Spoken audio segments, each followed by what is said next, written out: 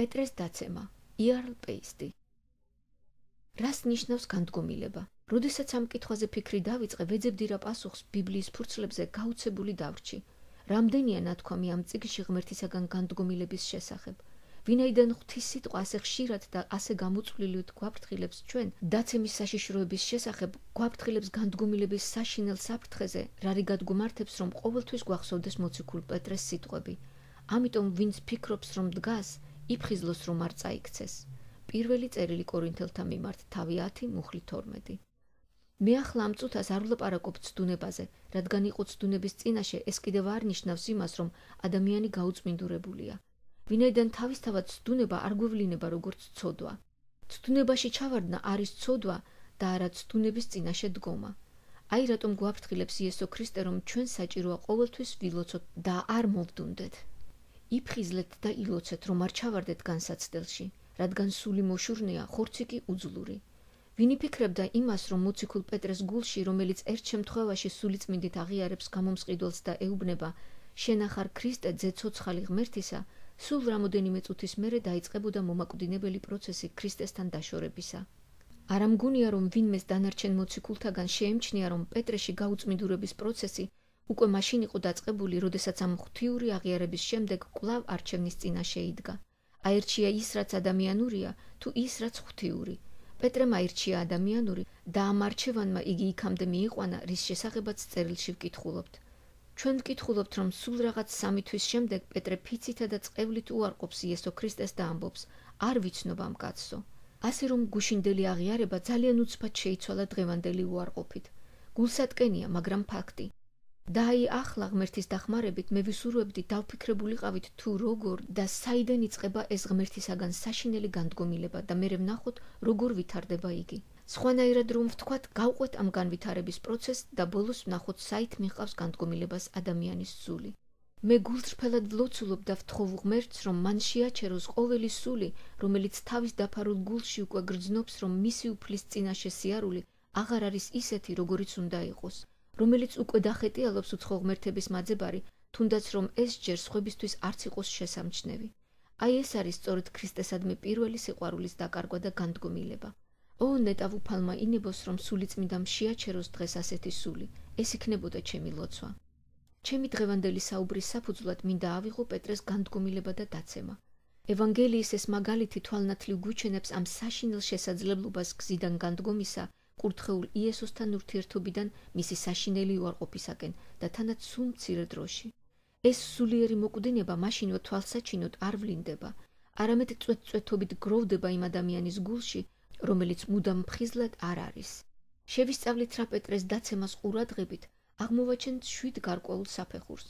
ჩვენ დღეს გავეცნობით სწორედ ამ 7 სტადიას განდგომილებისა და პეტრეს მაგალითი იყოს გაფრთხილება ყოველი ჩვენგანისათვის. როგორც ჩვენ უკვე აღვნიშნეთ, ყველაზე სახიფათო მომენტი პეტრეს სულიერ ცხოვრებაში არ ყოფილა ის მომენტი, როდესაც იგი თბებოდა ცეცხლთან და ფიცით უარყოფდა იესოს, როცა მხევლის მისკენ გამოშვერილ ხელს ხედავდა. არა, დამღუპველი მომენტი პეტრეს უფალთან დამოკიდებულებაში იყო კესარიის ფილიპეში. მაშინ, როდესაც იესო საუბრობდა ჯვარზე ტანჯვაზე, მომავალ შეურაცხმყოფელ სიკვდილზე, მომავალ გამარჯვებაზე და აღდგომაზე, ხოლო პეტრე უგრძალავდა და ეუბნებოდა: შეიწყალე შენი თავი უფალო, ნურთ შეგემთხვევა ასეთი რამ. იესო ცდილობდა ეჩვენებინა მოწაფეებისათვის, რომ გამარჯვება მხოლოდ ტანჯვითა და სიკვდილით იყო შესაძლებელი. და რას აკეთებს პეტრე? იგი ეწინააღმდეგება. ის ამბობს: არა. ამ მომენტში ქრისტე პეტრეს უმაღლესისაკენ მიუთითებდა, რომ წასულიყო იმავე გზით, რომლითაც თვითონ მიდიოდა. ვისაც უნდა რომ გამომყვეს, უარყოს თავისი თავი, აიღოს თავისი ჯვარი და გამომყვეს მე, რადგან ვისაც თავისი სულის გადარჩენა სურს, დაღუპავს მას, ხოლო ვინც ჩემი გულისათვის დაღუპავს სულს, იგი მოიპოვებს მას. რა სარგებლობა აქვს ადამიანს, თუნდაც მთელი ქვეყანა შეიძინოს, სულს კი დაკარგავს. ან რას გაიღებს ადამიანი თავისი სულის სანაცვლოდ? ეუბნება მათ ქრისტე. პეტრემ აირჩია უმდაბლესი მაშინ, როდესაც ქრისტე მას უმაღლესისაკენ მოუწოდებდა. შეიძენდა კი იგი მთელ ქვეყნიერებას იმის სანაცვლოდ, რასაც იესოს თავაზობდა იმ წუთებში. დიახ, პეტრემ იმ წუთში უარი თქვა ადამიანებისგან დაცინვაზე, წუთისოფლისგან მასხრა დაგდებაზე, დევნასა და ტანჯვაზე და ამ ყველაფერთან ერთად უარი თქვა იმაზე, რაც ღმერთისა იყო. პეტრემ იოლი გზა ირჩია და საბოლოოდ ამისათვის საჭირო გახდა, რომ ხმამაღლა ყველას გასაგონად ქრისტე უარეყო. აი სწორედ ეს იყო მისი პირველი ნაბიჯი განდგომილებისა, უარყოფა იმისა, რაც ღმერთისაა ადამიანურის არჩევის ფასად.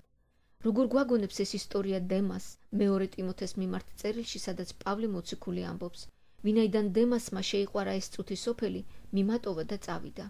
ასევე მოიქცა პეტრეც, მან ხორციელი და წუთისოფლის მეთოდები მიიჩნია უკეთესად და უფრო ბრძნულად ვიდრე ღვთიური. პეტრეს იმ წუთშივე შეეძლო ამ დამღუპველი გზის მიტოვება, რადგან იმასაც მივაქციოთ ყურადღება, რომ ქრისტე არ ტოვებს მას გაუგებრობაში თავისი არჩევნის შესახებ და ეუბნება. გამშორდი სატანავ, საცდური ხარ ჩემთვის, რადგან იმაზე კი არ ფიქრობ, რაც ღვთიურია, არამედ იმაზე, რაც ადამიანურია. სამწუხაროა, მაგრამ პეტრემ არ ინება მიეღო ქრისტესგან საყვედური და სწორედ იმ წუთში მის გულში იწყება დამტანჯველი გრძნობა ქრისტესგან განდგომილების. დიახ, მის გულში დადგა ეს მტკივნეული და მძიმე დუმილი, რომელიც იყო გამოწვეული აზრთა სხვადასხვაობით ორ პიროვნებას შორის.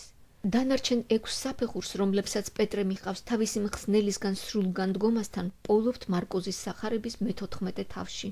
ყურადღება მივაქციოთ იმას, რომ შემდეგი საფეხური დაღმასვლისა იყო მის მიერ თავის ქება.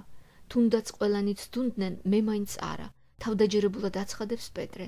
ამის შემდგომ პეტრე კიბის დაბლა კიდევ ერთი საფეხურით ეშვება.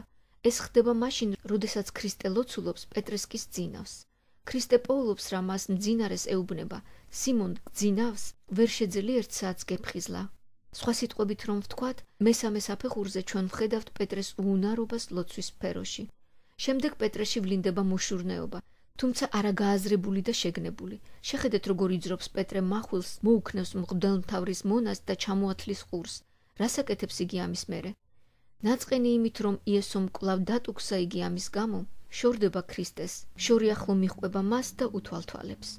იგივე მე-14 თავში მარკოზის სახარებისა, მუხლი 54, ჩვენ პოულობთ პეტრეს ქრისტეს მტრებთან ერთად მჯდომარეს. იგი მათთან ერთად ცეცხლთან თბება მღვდელმთავრის ეზოში და ბოლოს ცდილობდა, რა თავი დაეღწია პატარა გუგუნას ბრალდებისაგან, იგი წყევლითა და ფიცით სამჯერ უარყოფს თავის გამომსყიდველს. მუდით ღმერთის დახმარებით კიდევ უფრო ჩავუღრმავდეთ ამ საშინელი განდგომილების განვითარების ეტაპებს. მივაქციოთ ყურადღება, თუ როგორ ცდილობს პეტრე, რომ განდგომილების ტკივილი ჩაახშოს ხმამაღალი და ტრაბახით ნათქვამი განცხადებებით.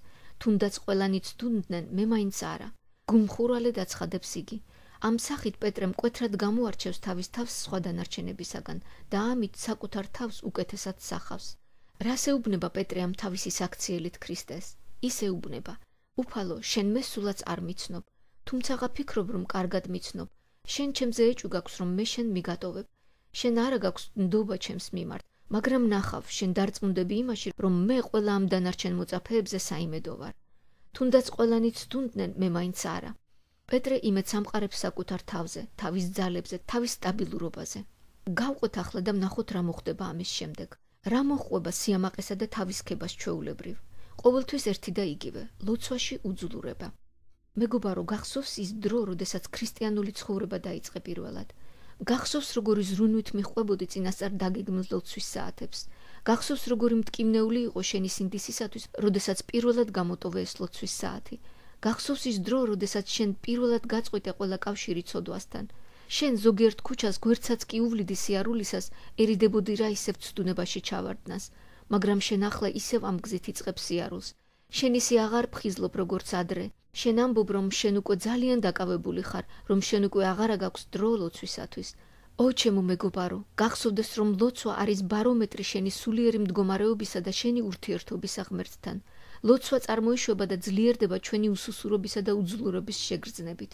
როდესაც ჩვენ ჩვენი ძალების სიბრძნისა და უნარიანობის იმედი გვაქვს, მაშინ გვავიწყდება ლოცვა.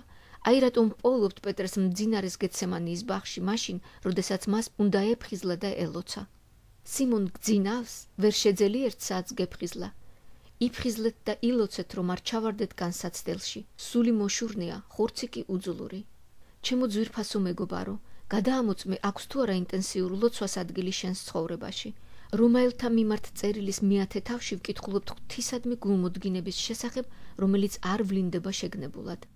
აი ეს არის სწორედ ის, რასაც ჩვენ პეტრეში ვხედავთ.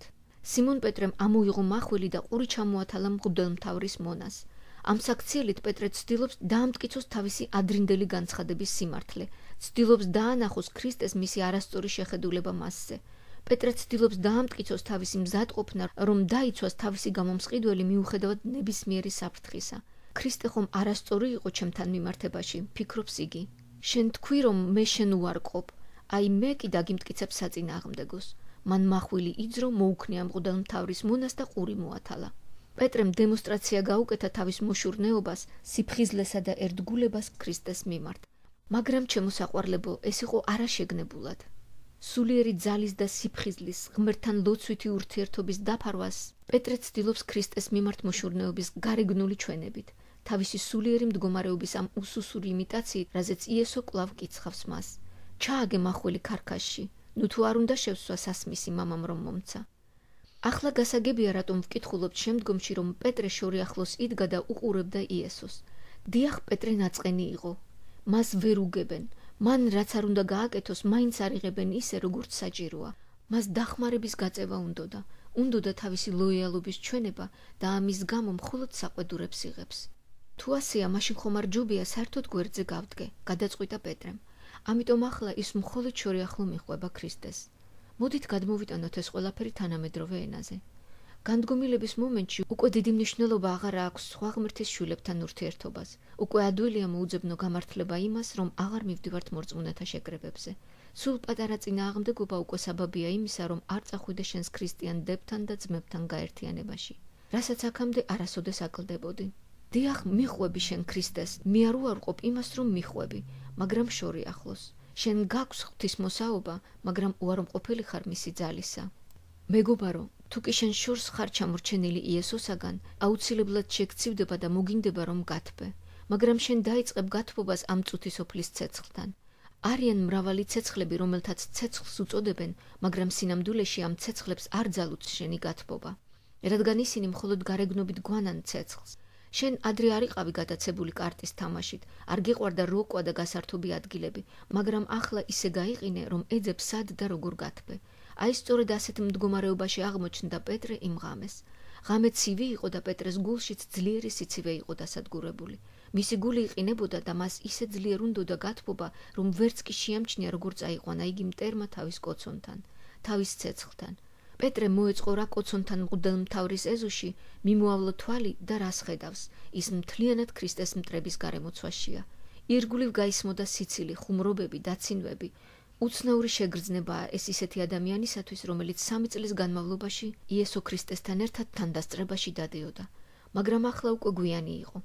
ის იდგა და თბებოდა უცხო ცეცხლთან. ახლა უკვე რაღა თქმა უნდა, რომ პატარა გოგონასაც კი შეეძლო მოციქული პეტრე ექცია ადამიანად, რომელიც დაგმობდა თავის უფალს და დაიფიცებდა, რომ სულაც არ იყო ქრისტეს მეგობარი. პეტრეს ამ მაგალითზე ჩვენ ნათლად შეგვიძლია დავინახოთ, რომ ასეთი დაცემა შესაძლებელია მოხდეს ნებისმიერი ჩვენგანის ცხოვრებაში. არავინ არ არის დაზღვეული ამ შესაძლებლობებით, თუ კი არ არის მუდამ მზადყოფნაში, რომ მთელი გულით გაჰყვეს ქრისტეს.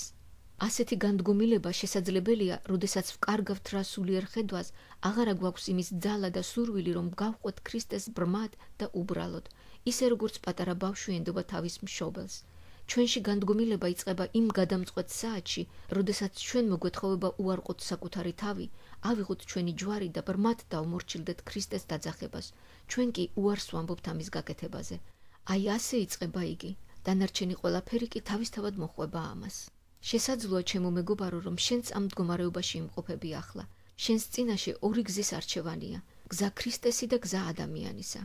ახლავე მოუხმე უფალს, რომ იგი დაგეხმაროს იმაში, რომ ამოირჩიო მისი გზა. მხოლოდ ქრისტეს შეუძლია, რომ მიგიყვანოს გამარჯვებასთან და ბედნიერებასთან. შესაძლოა შენ უკვე განდგომილების მესამე სტადიაში იმყოფები, რომელიც მდგომარეობს ლოცვისადმი უუნარობაში, გულში სიცივით და სიცარიელის შეგრძნებით. ო ჩემო ძვირფასო, შენ შეგიძლია ახლავე დაბრუნდე უფალთან იესო ქრისტეს სახელით, ახლავე მოინანიე, ვიდრე მტერი გაგიტყუებდეს თავის ცეცხლთან. გახსოვდეს, რომ სწორედ ასეთ ცეცხლთან ძალიან იოლია, რომ უარყო შენი გამომსყიდველი და მეგობარი. სატანამ იცის, როგორ შეალამაზოს და შეაფერადოს თავისი ცეცხლები და შენ უკვე აღარ გექნება იმის უნარი, რომ გაარჩიო ნამდვილი ილუზორულისაგან. სატანის ხელოვნურ ცეცხლს არ ძალუძს შენი გაყინული და დამძრალი გულის გათბობა.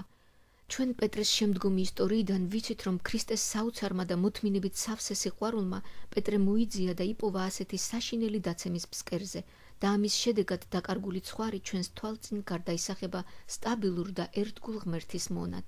სწორედ ასეთნაირად მოგექცევა შენც უფალი, ოღონდ მთლიანად ჩაბარდი მას. ღმერთის მადლი გეძახის შენ ძვირფასო მეგობარო, მიატოვე გზა, რომელსაც დაღუპისაკენ მიჰყავს და გაჰყევი იესო ქრისტეს და მის გზას. და დაგეხმაროს ამაში უფალი, რომ გააკეთო ეს ახლა და დაუყოვნებლივ.